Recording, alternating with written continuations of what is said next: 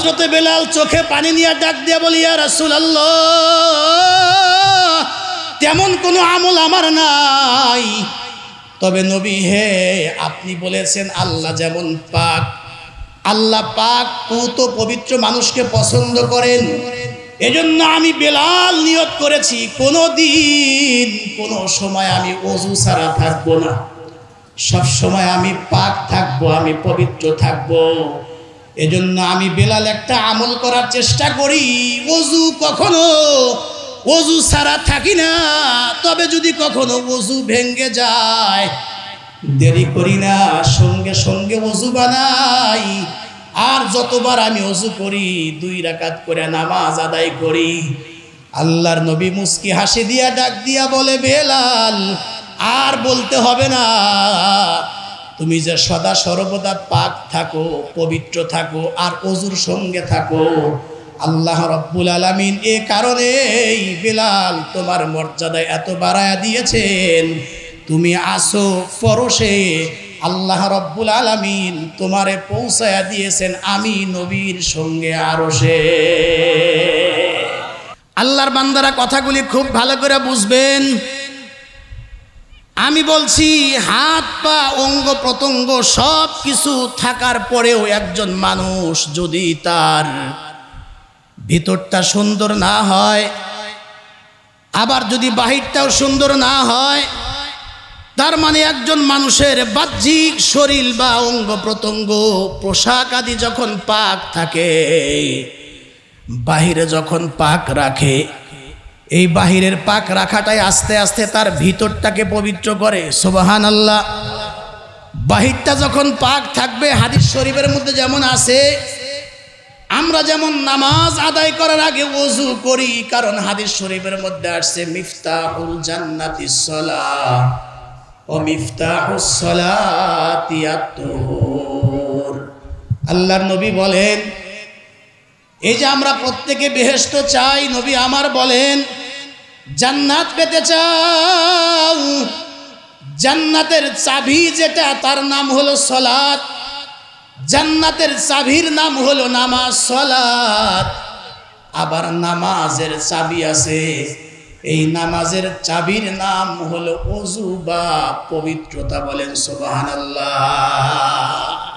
তো বোঝা যায় যার জীবনে ওযু আছে, তোহরাত আছে, পবিত্রতা আছে, যারা নামাজি, আল্লাহকে যারা সেজদা করে, এরাই তো ওযু বানায়, এরাই তো পবিত্র থাকে।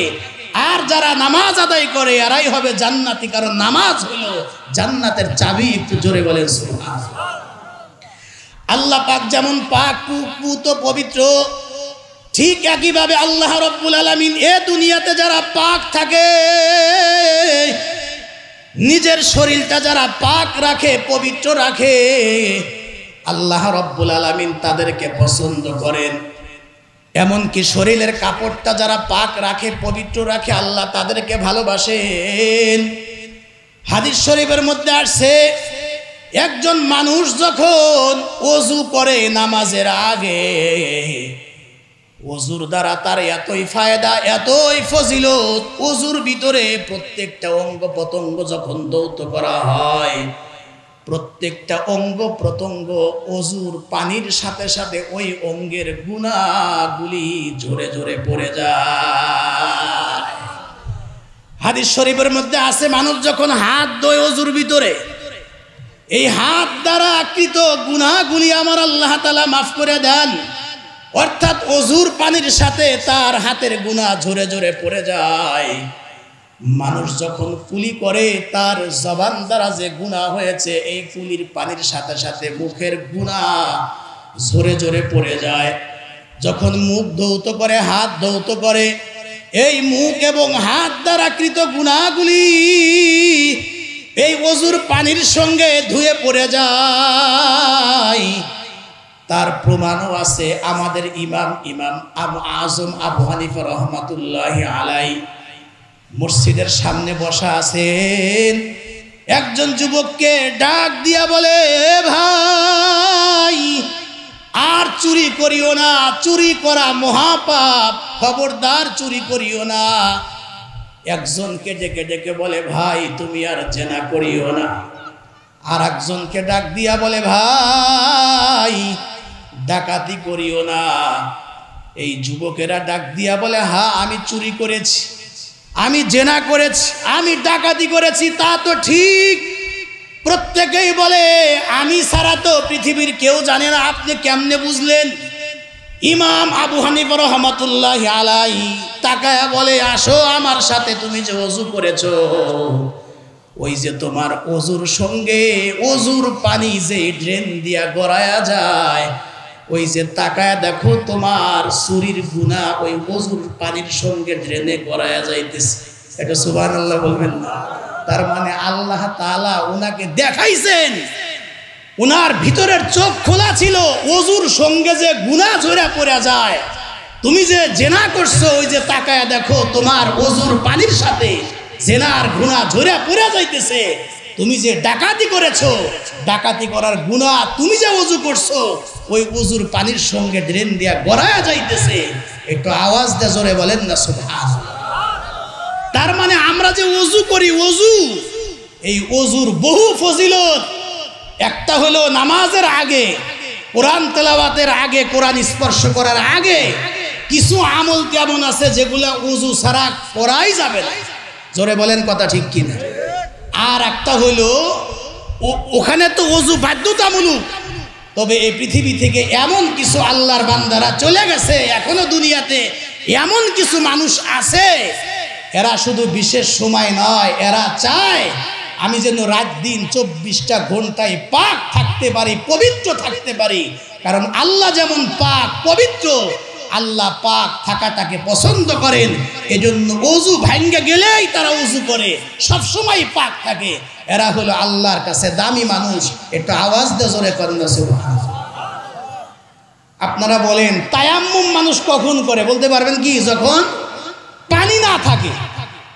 শর্ত হলো এত কিলোমিটারের মধ্যে পানি নাই, তায়াম্মুম চলে। অথবা পানি আছে, হাতে ব্যান্ডেজ, অথবা হাত কেটে গেছে, ডাক্তার বলেছেন যে আপনার রোগ বেড়ে যেতে পারে, পানি স্পর্শ করলে, পানি স্পর্শ করেন না। এই বিশেষ কিছু কারণে পানি নেই, অথবা পানি স্পর্শ করলে আপনার রোগ বেড়ে যাবে, অসুস্থ, এই কিছু কারণে কিন্তু তায়াম্মুম করা যায়। মাটি দিয়ে নাড়াচাড়া করলেই, মাটিতে পাক মাটিতে হাত মাইরে একবার মুখে আর একবার দুই হাতে মাসে করলেই তায়াম্মুম হয়ে গেল। ওযু দিয়া যা চলে তায়াম্মুমটা কিন্তু তাই চলে। জোরে কোন কথা ঠিক কি? তবে যদি পানি থাকে, কোনো কারণ না থাকলে কিন্তু আবার তায়াম্মুম চলবে না। খুব ভালো করে বুঝবেন, আমার আপনার পয়গম্বর উম্মতকে শিখাইছেন পাক পবিত্রর কত দাম। নবী আমার ইস্তেঞ্জা করলেন, এখান থেকে পানি দেখা যায়, অল্প একটু আগা গেলেই পানি আছে, সেখানে গেলেই ওযু করতে পারে। কিন্তু আল্লাহর পয়গম্বর উনি মাটির দ্বারা তায়াম্মুম করে নিলেন। তায়াম্মুম করিয়াই পানির দিকে হাঁটা দিলেন। একজন সাহাবী জিজ্ঞেস করেন, ইয়া রাসূলুল্লাহ, কিছুই তো বুঝলাম না, আপনি তো আমাদেরকে মাসআলা শিখাইলেন, পানি থাকলে তায়াম্মুম চলে না, একটু অদূরেই তো পানি, এখান থেকে হাফ কিলোমিটার গেলেই পানি, এখান থেকে পানি দেখাও যায়, তারপরেও যে আপনি তায়াম্মুম করলেন, বুঝলাম না বিষয়টা। আল্লাহর পয়গম্বর ডেকে ডেকে বলে, ও সাহাবীরা শোনো, যদি এখান থেকে পানি হাফ কিলোমিটার পরে পানি দেখা যায়, কিন্তু আমি যে এখান থেকে হাফ কিলোমিটার পর্যন্ত বা ওই পানি পর্যন্ত আমি নবী বেঁচে থাকবো, তার কি গ্যারান্টি আছে? একটু আওয়াজ দিয়ে জোরে বলেন না আল্লাহু আকবার। হয় নাই? আওয়াজ দিয়ে জোরে বলেন আল্লাহু আকবার। এখান থেকে আমি নবী যে পানি পর্যন্ত যাইতে পারবো তার কোনো গ্যারান্টি নাই। এই জন্য আমি ইস্তেঞ্জা করেছি।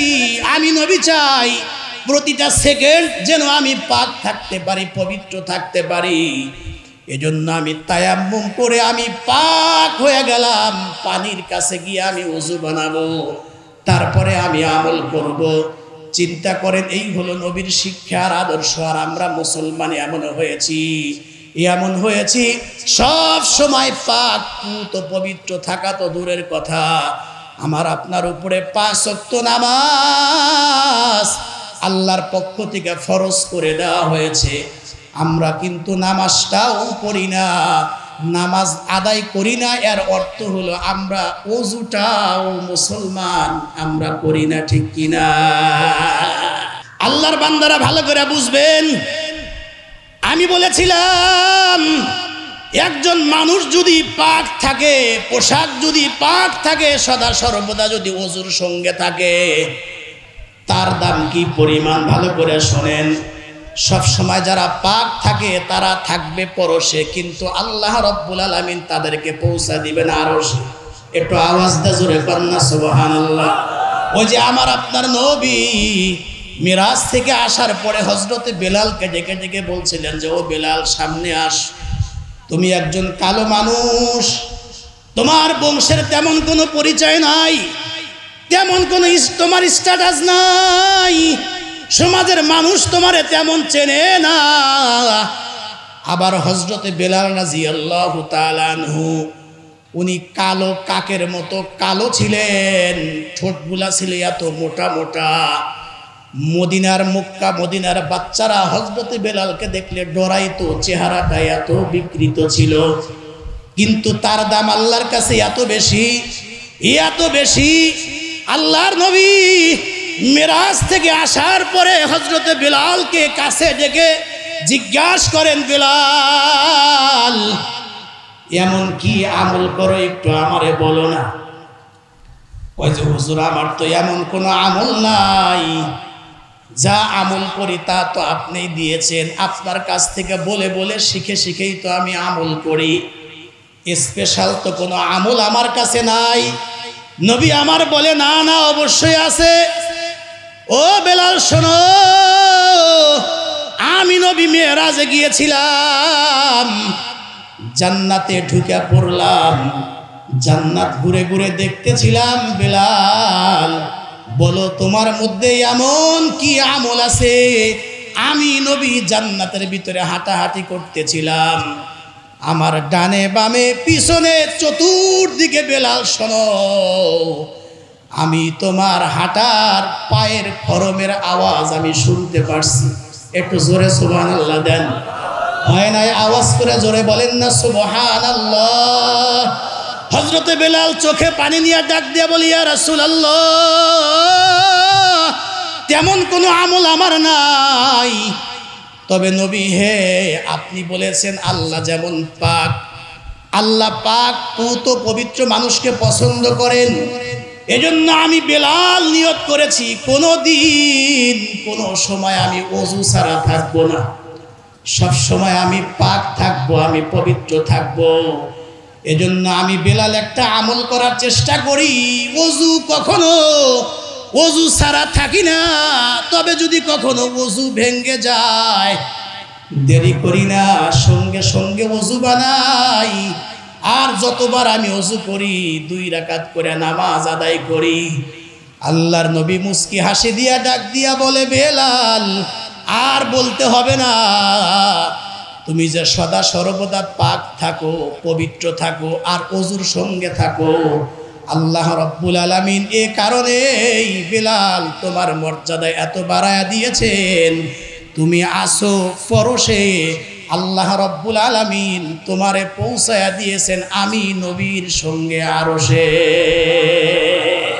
হয় না? একটু আওয়াজ দিয়ে জোরে বলেন না সুবহানাল্লাহ। সম্মানিত উপস্থিতি, আমার মা বোনেরা, যাদের কান পর্যন্ত মাইকের আওয়াজ পৌঁছতেছে, খুব ভালো করে বুঝবেন, আমরা তো এখন পাক নাপাকের প্রতি আমাদের কোনো গুরুত্ব নাই, এজন্য সদা সর্বদা পাক থাকা, পবিত্র থাকা। যুবক ভাইদেরকে বলবো, যারা যুব সমাজ মাহফিলের আয়োজন করেছেন, এই মাহফিলের উদ্দেশ্য আপনাদের কি তা আমি জানি না, তবে আমার তো এতটুকুন আমি জানি, আমার সঙ্গে আপনারা একমত হবেন, আজকের এই চর কাটেঙ্গা যুব সমাজ এবং মুরব্বীদের পরামর্শ নিয়ে, মুরব্বীদের উদ্যোগে, ওলামায়ে কেরামের নেতৃত্বে আজকের এই মাহফিলের আয়োজন আমার তো মনে হয় নাপাক মানুষগুলাকে পাক বানানোর জন্যই, বলে খারাপ মানুষদেরকে ভালো বানানোর জন্যই, অনুত্তম মানুষদেরকে উত্তম বানানোর জন্যই, জাহান্নামের পথিক যেই মানুষগুলো আছে ওই মানুষগুলাকে জান্নাতের পথে পরিচালিত করার জন্য, মানুষদেরকে পবিত্র বানানোর জন্যই কিন্তু আজকের এই আয়োজন আর এই মাহফিল। আপনারা কি মনে করেন? আরো জোরে বলেন, জোরে বলেন, জোরে বলেন। এই নাপাক মানুষদেরকে পাক বানানোর জন্য আজকের এই আয়োজন। এজন্য যুবক ভাইদেরকে বলি, প্রস্রাব পায়খানা, বিশেষ করে প্রস্রাব করার পরে দাঁড়িয়ে প্রস্রাব করা যাবে না, বসে প্রস্রাব করতে হবে। খাজা মঈনুদ্দিন চিশতি রহমাতুল্লাহি আলাইহির হাতে একসাথে 7 লক্ষ হিন্দু কালেমা পড়ে মুসলমান হয়ে গেছে। সুবহানাল্লাহ, জোরে বলেন। 7 লক্ষ হিন্দু ওনার হাতে হাত দিয়া কালেমা পড়ে মুসলমান হয়ে গেছে এবং 70 লক্ষ গুনাহগার ফাসিক তারা তওবা করে প্রকৃত মুসলমান হয়ে গেছে। উনি খুশি হয়ে রাত্রিবেলায় মার কাছে গিয়া বলে, মাগো, বৃদ্ধা মার কাছে দাঁড়ায়া খাজা মঈনুদ্দিন চিশতি রহমাতুল্লাহি আলাইহি ডেকে ডেকে বলে, মাগো, একটা খুশির সংবাদ শোনো, তোমার ছেলের দ্বারা ইসলামের এত বড় কাজ হয়েছে। এখন ডেকে ডেকে বলে, কিসের খুশির সংবাদ? ইসলামের কি কাজ হয়েছে? মাগো, আমার হাতে 7 লক্ষ হিন্দু কালেমা পড়ে মুসলমান হয়ে গেছে। মাগো, 70 লক্ষ বেনামাজি বলে ফাসিক গুনাহগার মুসলমানেরা তওবা পড়ে প্রকৃত মুসলমান হয়ে গেছে। এজন্য মা, আমি আজকে খুশি, আমি আনন্দিত, তোমার ছেলের দ্বারা এমন কাজ হয়েছে। মুহূর্তের মধ্যে মা জেগে জেগে বলে, ও সন্তান, এই যে 7 লক্ষ হিন্দু তোমার হাতে কালেমা পড়ে মুসলমান হয়ে গেছে, 70 লক্ষ ফাসিক গুনাহগার তওবা পড়ে প্রকৃত মুসলমান হয়ে গিয়েছে। এটা তোমার কোনো কারামত নয়, এটা হলো আমি মায়ের তোহারাত আর পবিত্রতার বুজুর্গি। একটু জোরে বলা যাবে কি সুবহানাল্লাহ? মাগো, বিষয়টা বুঝলাম না, তাহলে শোনো শোনো। ও বেটা, এমনি তোমার হাতে 7 লক্ষ হিন্দু কালেমা পড়ে মুসলমান হয় নাই, 70 লক্ষ গুনাহগার তওবা করে প্রকৃত মুসলমান হয় নাই। বেটা শোনো, তুমি যখন আমি মায়ের পেটের মধ্যে যখন তুমি আসলা, দীর্ঘ 10 মাস পর্যন্ত আমি তোমাকে বোঝা বহন করেছি।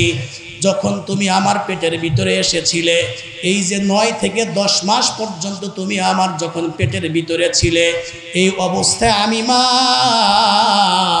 একটা মুহূর্তের জন্য আমি নাপাক থাকি নাই, একটা মুহূর্তের জন্য আমি ওযু ছাড়া থাকি নাই। ও আমার মা বোনেরা, চর কাটাঙ্গা আমার এলাকার মা বোনেরা ভালো করে বুঝবেন। খাজা মঈনুদ্দিন চিশতির মায়ের আমল দেখেন। বেটা শোনো, তুমি যখন আমার পেটের ভিতরে দীর্ঘ 10 মাস পর্যন্ত ছিলে, ডেলিভারি হওয়ার আগ পর্যন্ত 1 সেকেন্ডের জন্য আমি নাপাক থাকি নাই, ওজুর সঙ্গে আমি ওযু বানাইছি। আর যখন তুমি দুনিয়াতে ভূমিষ্ঠ হইলা, পৃথিবীতে আসার পরে তোমাকে আমি দীর্ঘ 2 বছর পর্যন্ত দুধ পান করাইছি। এই দীর্ঘ 2 বছর পর্যন্ত আমি মা কোনোদিন তোমাকে ওযুহীন, ওযু ছাড়া আমি তোমারে দুধ পান করাই নাই। তার মানে যতদিন পেটের মধ্যে তুমি ছিলে আমি ওযু অবস্থায় ছিলাম, যতদিন তোমারে আমি দুধ পান করাইছি। প্রচণ্ড শীতের ভিতরে ঠান্ডা গভীর রাত্রে তুমি কান্না করে উঠলে, অলসতা সব ছেড়ে দিয়ে আগে ওযু বানাইতাম, তারপরে আমি তোমারে দুধ পান করাইছি। সুতরাং যেই সন্তানকে ওযু ছাড়া দুধ পান করাই নাই, ওযুহীন নাপাক অবস্থা আমি বহন করি নাই, সেই সন্তানের হাতে কালেমা পড়ে মুসলমান হবে না তো কার হাতে কালেমা পড়ে মুসলমান হবে? এটা তোমার কাজ নয়, এটা তোমার মায়ের তোহারাত, এটা তোমার মায়ের পবিত্রতার আমল। একটু জোরে আওয়াজ দিয়ে বলেন না সুবহানাল্লাহ। সম্মানিতা মা এবং বোনেরা, আল্লাহর একজন বান্দি রুটি বানাইছে, খাদ্য পাকাইছে, খাদ্য পাকায়া ছেলের হাতে দিছে, যাও মসজিদের ইমাম সাহেবরে গিয়া খাওয়ায় আসো। তবে ইমাম সাহেবরে গিয়া এই খবরটা দিও যে এই যে খাবারটা যে আমি দিছি, খাবারটা যেন ডানে বামে দিয়া না দেয়, হুজুর যেন খায়, হুজুর রে ভালোবেসে মোহাব্বত করে আমি খাবারটা বানায় পাঠাইছি, এটা যেন হুজুর খায় বলে দিও। আরো বলিও বেটা শোনো, এই খাবারটা যখন আমার মা তৈরি করবে, রান্না করবে, এই খাবারটা তৈরি করার আগে জানায়া দিও আমার মা ওযু বানাইছে। শুধু ওযু করে নাই, আমার মা ওযুর সাথে তাজা ওযু বানায়া 21 বার সূরা ইয়াসিন তেলাওয়াত করেছি। 21 বার সূরা ইয়াসিন তেলাওয়াত করেছি ওযুর সাথে। এরপরে আমি এই খানা রান্না করা শুরু করেছি। যতক্ষণ পর্যন্ত খানা প্রস্তুত না হয়েছে, আল্লাহর কোরআন শরীফ আমি তেলাওয়াত করতেছিলাম, মুখে আমার জিকির ছিল। পবিত্র অবস্থায় খানাটা আমি কষ্ট করে তৈরি করেছি। তোমার ওস্তাদকে গিয়া বলবা, ইমাম সাহেবকে গিয়া বলবা, এই খানাটা যেন হুজুর গ্রহণ করে, কারণ এই খানাটা ওযু অবস্থায় পাক অবস্থা আমি তৈরি করেছি। আল্লাহু আকবার। আমরা তো অধিকাংশ মানুষ কৃষক মানুষ, আমারেও চেনেন, আমার বাবারেও চেনেন, আমার বাবাও তো সারা জীবন কৃষি কাজ করেছেন, এখনো করেন। তো আল্লাহর একজন বান্দা, নামাজি দিনদার মানুষ ওলামায়ে কেরামকে দাওয়াত দিয়েছেন। দাওয়াত দিয়া বাসায় যখন ঢুকাইছে, তো দস্তরখানায় বিছায়া যখন খাবার সামনে দিছে, খাবার দিয়া এই বাড়িওয়ালা এই খাবারের কিছু ইতিহাস বলতেছে। ইতিহাসটা কি? কয় হুজুর আপনারা তো দস্তরখানায় বসছেন, এখনই খাবারটা শুরু করবেন, তো শুরু করার আগে আমি যদি একটু 5টা মিনিট কথা বলি আপনারা কি বিরক্ত হবে? কয় না না, বলেন বলেন, কি বলতে চান? কয় হুজুর একটু শোনেন, এই যে আপনাদের সামনে আমি যে আটার রুটি সামনে দিয়েছি, এই রুটিটা গম থেকে তৈরি হয়েছে। এই খানার পিছনে ছোট্ট একটা ইতিহাস আছে। ইতিহাসটা হইলে এমন, আমি নিজের হাতে আমার জমিনে আমি হাল চাষ করেছি। আজ থেকে কয়েক মাস আগে যখন জমিনে হাল চাষ করতে গিয়েছিলাম, আমি কৃষক মানুষ, যখন আমি ক্ষেতের ভিতরে নাঙ্গল দিতে গেলাম, ওযু করে ফজরের নামাজটা পড়ে আমি হাল চাষ করছিলাম। তার মানে ওযু করে হাল চাষ করছি। এই গম যখন আস্তে আস্তে বড় হওয়া শুরু হইল, যতবার আমি নিড়ানি দিয়েছি, ঘাস উঠাইয়া দিয়েছি, ততবার ওযু করেছি। যখন গমটা আমি কাটলাম, তখন ওযু বানায়াই গম কাটতে গিয়েছি। গম যখন আমি বোঝা বহন করছি, ওযুর সাথেই করেছি, ওযু ছাড়া করি নাই। বাড়িতে আনার পরে গরুর সাহায্যে বা অন্য কোনো প্রক্রিয়ায় যেটাই বলেন, গমগুলি যখন শীষ থেকে ছাড়াইছি, তখনও আমার ওযু ছিল। আমার বাড়ির মহিলারা এই গম থেকে যখন আটা বানাইছে, জাতা দিয়ে ওযুর সাথে এই গম থেকে আটা বানাইছে। আজকে আমার বিবি এই যে আটার দ্বারা যে রুটি বানায়া আপনাদের জন্য খাবার প্রস্তুত করেছেন, আমার বিবিও কিন্তু ওযু অবস্থায়, পবিত্র অবস্থায় এই আটার দ্বারা রুটি তৈরি করেছে। আমি যে রান্নাঘর থেকে দস্তরখান পর্যন্ত বহন করে আল্লাহ, আমিও কিন্তু তাজা ওযু বানায়া রুটিগুলি আপনার সামনে, আপনাদের সামনে দস্তরখানার উপরে রাখলাম।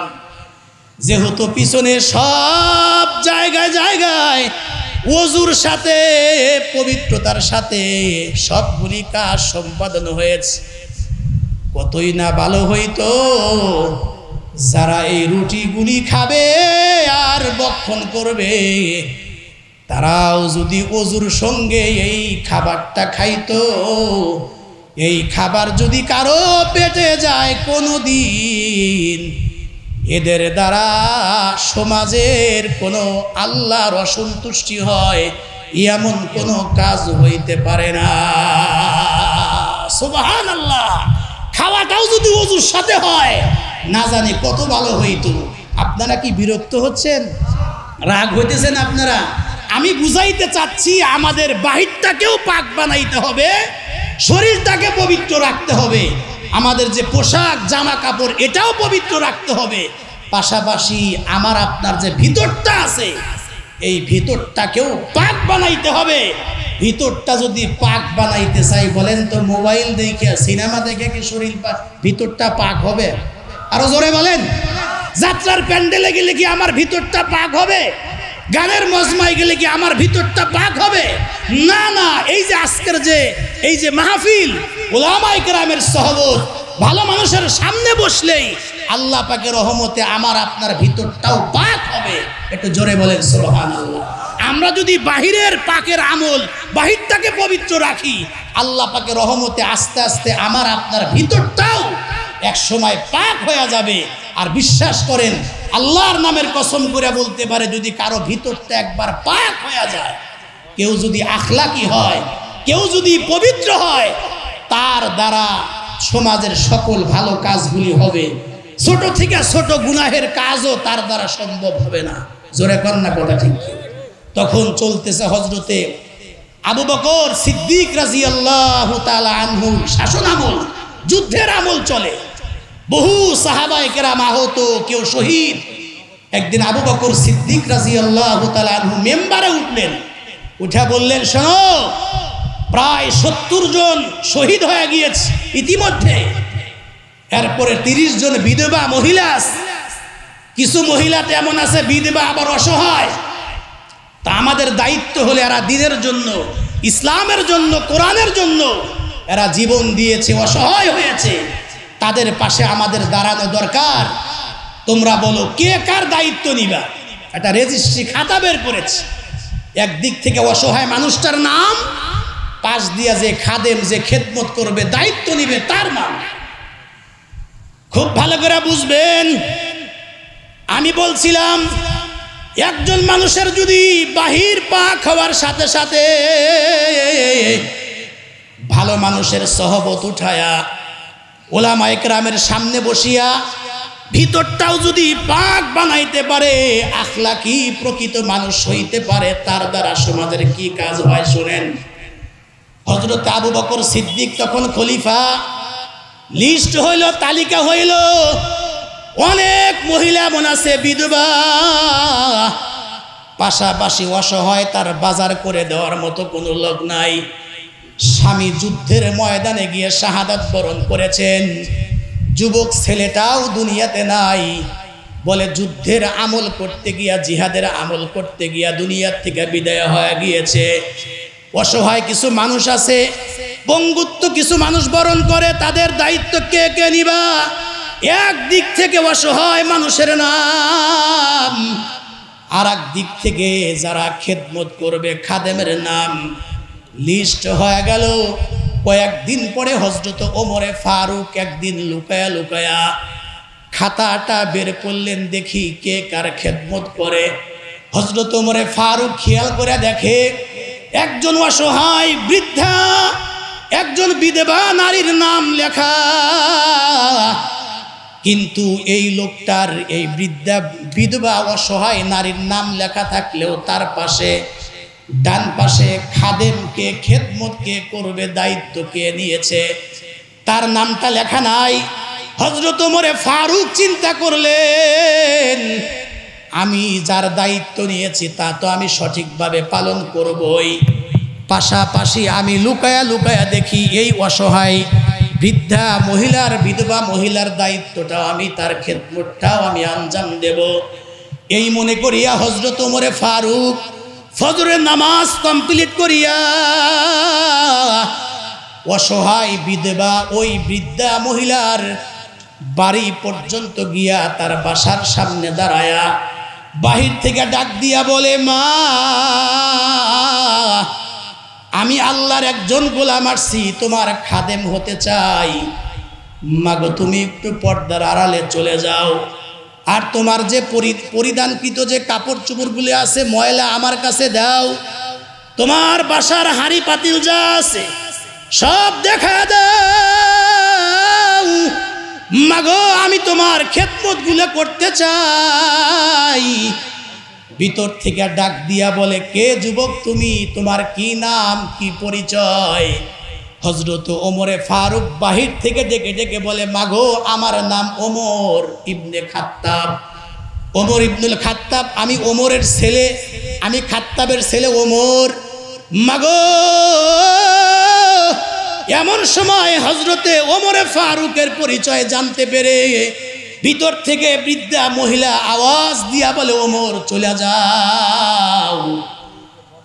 আরো অনেকক্ষণ আগেই একজন যুবক এসে আমার যে ঘরের কাজগুলি, বাসার কাজগুলি অনেক আগেই আঞ্জাম দিয়ে আমার কাজগুলি কমপ্লিট করে অনেক আগেই চলে গেছে। একটু সুবহানাল্লাহ বলেন। চলে যাও ওমর। এমন সময় হযরত ওমরে ফারুক আশ্চর্য হয়ে বলে, ফজর পড়ে আসলাম, এত সকালে আমার আগে কে আসলো? ডাক দিয়া বলে, মা সেই যুবকের নাম কি? কয় নাম বলতে পারবো না, সে তো আমার কাছে কোনো নাম বলে নাই, শুধু বাহিরে এসে দাঁড়ায়, আমি পর্দার আড়ালে চলে গেলে সব কাজগুলি করে দিয়া চলে গেলে এরপরে দরজায় দাঁড়ায় বলে, মাগো চলে গেলাম, গেট লাগায়া দাও।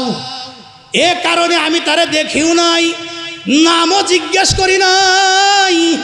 হযরত ওমর মনে মনে স্থির করলেন, এ লোকটা কে, নামও লেখা নাই, দেখি আমাকে আগামীকাল আরেকটু সকালে আসতে হবে, যেন তার আগে আমি কাজটা করে দিতে পারি। আজকে ফজরের আজান হওয়ার সাথে সাথেই নামাজের আগে হযরত ওমরে ফারুক বৃদ্ধা মহিলার ঘরের দরজার সামনে দাঁড়ায় ডাক দেয়া বলে, মাগো সালাম আনতে ডেকে ডেকে বলে, মা আজকে তো আগে আসলাম, মা তোমার কাজগুলি দেখায় দাও, আমি ওমর করে দিয়ে চলে যাই। ভিতর থেকে বুড়ি মহিলা ডাক দিয়া বলে, ওমর তুমি আসার আরো কিছুক্ষণ আগেই তো ওই যুবক আমার সব কাজগুলি করে দিয়া বিদায় হয়ে গিয়েছে। একটু জোরে বলেন না সুবহানাল্লাহ। হযরত ওমরে ফারুক আশ্চর্য হয়ে গেলেন। পরের দিন আবার আসলেন, আরো আগে তাহাজ্জুদের মুহূর্তে এসে দেখে আজকেও একই প্রশ্নের জবাব। ওই দিন চিন্তা করলেন, আগামীকাল প্রয়োজনে বৃদ্ধা মহিলার ঘরের আশেপাশে লুকায়া থাকবে, রাত্রি এখানে যাপন করব। আমি দেখতে চাই এত ভালো মানুষটাকে গোপনে বৃদ্ধা মহিলার কাজগুলি করে দেয়া যায়। আল্লাহর বান্দারা, আমার যুবক ভাইয়েরা, আমার মুরব্বী বাবারা, দুনিয়া থাকার জায়গা নয়। যুবকদেরকে বলবো, আপনারা প্রতি বছর এই চর কাটাঙ্গা আপনাদের উদ্যোগে, মুরব্বীদের উদ্যোগে আপনারা যে মাহফিল করেন, এটার প্রশংসা উলামায়ে কেরামের মধ্যে শুধু নয়, সারা সিরাজগঞ্জ, টাঙ্গাইল, বিভিন্ন জায়গায় আপনাদের সুনাম আছে। তবে শুধু একটা মাহফিল করলেই হবে না। আমি এলাকার যুবকদেরকে বলবো, তোমার আমার নবীর বয়স যখন 17 বছর, জোরে বলেন না কত বছর, যখন 17 বছর আমার আপনার নবীর বয়স, আল্লাহর নবী নিজের চোখ দিয়ে তাকায় তাকায় দেখলেন সমাজের কিছু জালেম, এরা মুক্তার, মাজলুম, অসহায়, দরিদ্র, দুর্বল যারা, তাদের উপরে জুলুম করে, অত্যাচার করে। আল্লাহর নবী তাকায়া তাকায়া দেখলেন, কিন্তু দিলের ভিতরে অনেক ব্যথা।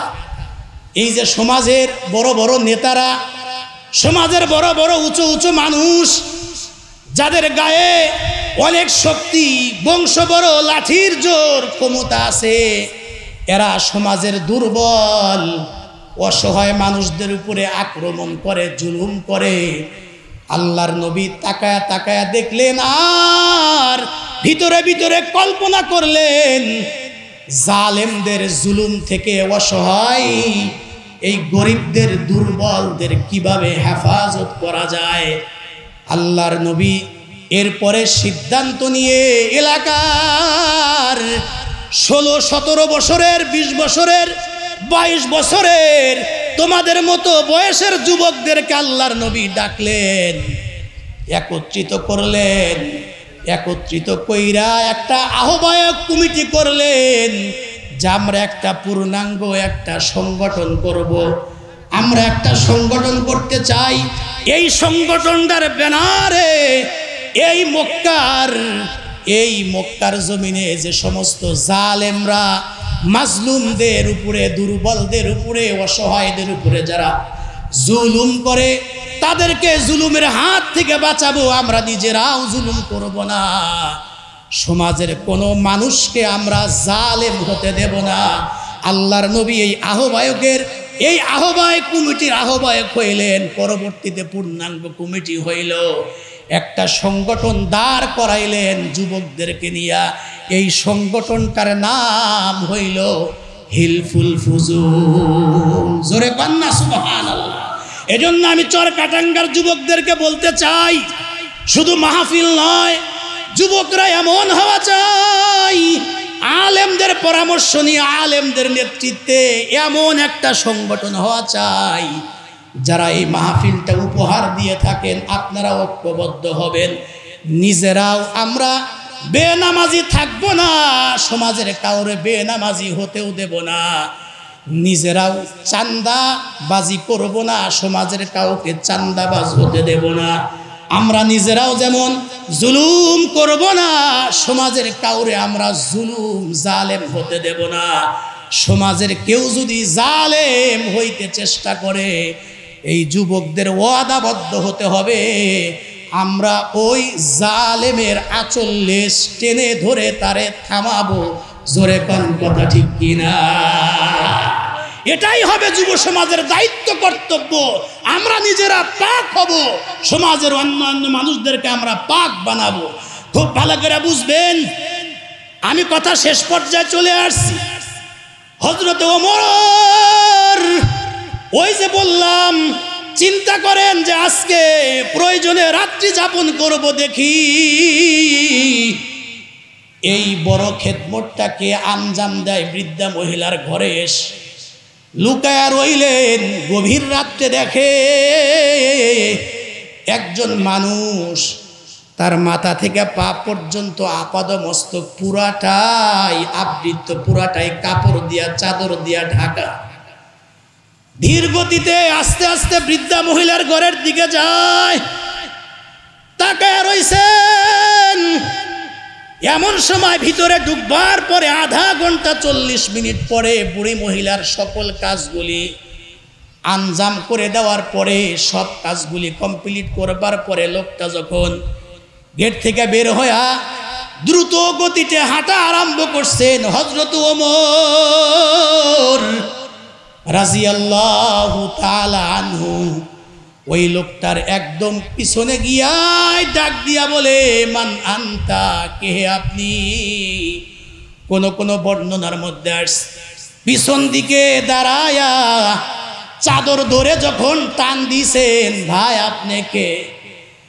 চেহারাটা ঘুরায়া মুখ থেকে কাপড়টা সরাইতেই দেখে উনি আর কেউ নন, উনি হলেন বর্তমান খলিফাতুর রাসূল, 1 নম্বরের খলিফা, উম্মতের মধ্যে 1 নম্বরের উম্মত। উনি হলেন আবু বকর সিদ্দিক। একটু জোরে বলা যাবে কি সুবহানাল্লাহ?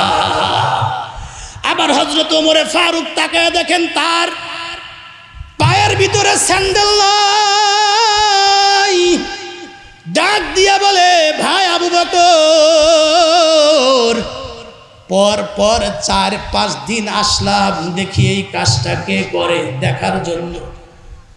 আপনি তো উম্মতের মধ্যে সেরা উম্মত, 1 নম্বরে উম্মত, আমিরুল মুমিনিন হওয়ার পরেও আপনি গোপনে এই কাজটা করেন।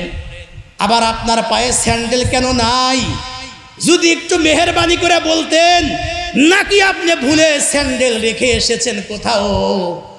হযরতে আবু বকর সিদ্দিক ডাক দিয়া বলেন, ভাই ওমর, সব কিছু যেহেতু জেনেই গিয়েছো, তাহলে শোনো, ভালো কাজ তো করি একমাত্র কাকে দেখানোর জন্য? একটু জোরে বলেন।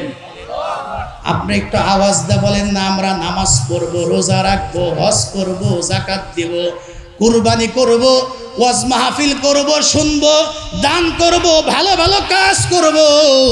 বয়ান শেষ পর্যায়ে একটু মুসলমানের আওয়াজ দিয়ে বলেন না, সব কিছু করতে হবে একমাত্র কার জন্য? হয় না? একটু হাত উঁচু করেন, একটু হাত উঁচু করেন, একটু মুসলমানের আওয়াজ দিয়ে বলেন না কার জন্য? হয় না? আওয়াজ দিয়ে বলেন না কার জন্য? হাত নামান।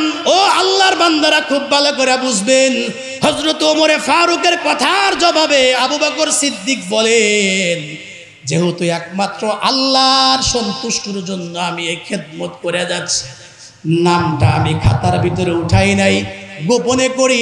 আর স্যান্ডেল এজন্যই তো পরি নাই, কারণ আমার স্যান্ডেলের আওয়াজে আশেপাশে কারো ঘুমের ব্যাঘাত ঘটতে পারে। আওয়াজ হইলে কেউ হয়তো বা আমাকে চিনে ফেলতে পারে। এজন্য ঠান্ডার ভিতরেও আমি স্যান্ডেলটা খুলিয়া চুপে চুপে এসে আমি আল্লাহর বান্দি অসহায় বৃদ্ধা মহিলার খেদমত করে যাই। জোরে বলেন সুবহানাল্লাহ। সম্মানিত উপস্থিতি, আমি কি বুঝাইতে চাইলাম? আমি বুঝাইতে চাইলাম যে আমাদের বাহ্যিকটাও যেমন পবিত্র রাখতে হবে, উলামায়ে কেরামের সামনে বসে ভালো মানুষের সহবত উঠায়া, ভালো মানুষের সঙ্গ দিয়া আমার আপনার ভিতরটাকেও পাক বানাইতে হবে। যদি আমার আপনার বাহির আর ভিতরটা যদি পাক হয়, আর এটা যদি তাকওয়া নামে মহাদৌলতের ছাউনি দিয়া, বেড়া দিয়া, পার্টিশন দিয়া যদি আমি আপনি যদি আমার ঈমান আর আমল, এই আখলাকি আর পবিত্রতাকে যদি আমি আপনি হেফাজত করতে পারি, ইনশাআল্লাহ দুনিয়াতেও আমি রঙিন হব, আলোকিত হব। মৃত্যুর পরে পারলৌকিক জীবনেও আল্লাহ রাব্বুল আলামিন আমাকে আপনাকে শান্তিনিকেতন জান্নাত দান করবেন। আল্লাহ সেখানে আমাকে মুক্তি দান করবেন। আল্লাহ যেন আমাদের সবাইকে বোঝার, আমল করার তৌফিক দান করেন। একটু জোরে বলেন আমিন। আরো জোরে বলেন না আমিন। এই মাহফিলটা হলো আমাদের ঐক্যবদ্ধ হওয়ার একটা প্ল্যাটফর্ম, একটা মাধ্যম। বর্তমান কিন্তু সমাজের মধ্যে শুধু ফাটল। বিশেষ করে যদি আমরা আমাদের ওলামায়ে কেরামদের কথাই বলি, ইসলামিক দলগুলোর কথাই যদি বলি, বাংলাদেশে যে ইসলামিক দল কি পরিমাণ আছে আমি নিজেও জানি না। এই হুজুরদেরই যে যতগুলা দল আছে এটা আমি নিজেও বলতে পারবো না। সব মিলে অবস্থাটা এমন হইলো, ভোটারের চাইতে নেতার সংখ্যাটা বেশি, কর্মীর চাইতে নেতার সংখ্যা বেশি। জোরে কোন কথা ঠিক কিনা? এজন্য আমরা যারা আলেম আছি, আমাদের কেউ এই সময় ঐক্যবদ্ধ থাকা, কে কওমি, কে আলিয়া, কে হেফাজত, কে জামাত, কে চরমনাই, সকল ভেদাভেদ ভুলে গিয়া সকল ওলামায়ে কেরাম, সকল মুসলমান এই মুহূর্তে ঐক্যবদ্ধ হওয়া দরকার। জোরে বলেন না কথা ঠিক কিনা? খুব ভালো করে বুঝবেন, এদেশে কওমি মাদ্রাসার ভূমিকা অনেক। বর্তমান যুগে সারা বিশ্বের বাসা যতগুলা বড় বড় বিশ্ব কারি দেখেন, এই কারিগুলা হলো কওমি মাদ্রাসার কোটা। কওমি মাদ্রাসার হলো এগুলা সম্পদ। জোরে কোন কথা ঠিক কিনা? এদেশে যত বিশ্ববিখ্যাত বড় বড় শাইখুল হাদিস, বড় বড় মুহাদ্দিস, এদের বড় একটা সংখ্যা হলো কওমি মাদ্রাসার প্রোডাক্ট, কওমি মাদ্রাসার সম্পদ। এদেশে আল্লামা আহমদ শফি কওমি মাদ্রাসার সম্পদ। আল্লামা আপনার নূর হোসাইন কাসিমি ছিলেন, উনি এদেশের কওমি মাদ্রাসার সম্পদ। এরপরে মুফতি আমিনী কওমি মাদ্রাসার সম্পদ, হুসাইন আহমদ মাদানী কওমি মাদ্রাসার সম্পদ, ইসহাক রহমতুল্লাহ আলাই কওমি মাদ্রাসার সম্পদ, হজরতে ফজলুল করিম রহমতুল্লাহ আলাই কওমি মাদ্রাসার সম্পদ। সুতরাং কে কওমি আর কে আলিয়া, কে জামাত, কে চরমনাই আর কে হেফাজত, সকল ভেদাভেদ ভুলে গিয়ে আমাদের একটাই পরিচয় থাকবে, আমরা মুসলমান। আমাদের কোরআন এক, আল্লাহ এক, নবী এক। সুতরাং আমরা সবাই এক থাকতে চাই, ঐক্যবদ্ধভাবে আমরা থাকতে চাই। আল্লাহ পাক যেন আমাদের সবাইকেই ঐক্যবদ্ধভাবে আগামী দিনের পথ চলার তৌফিক দান করেন। আমিন। ওয়া আখিরি দাওয়ানা আনিল হামদুলিল্লাহি রাব্বিল আলামিন। আসসালামু আলাইকুম ওয়া রাহমাতুল্লাহি ওয়া বারাকাতুহু।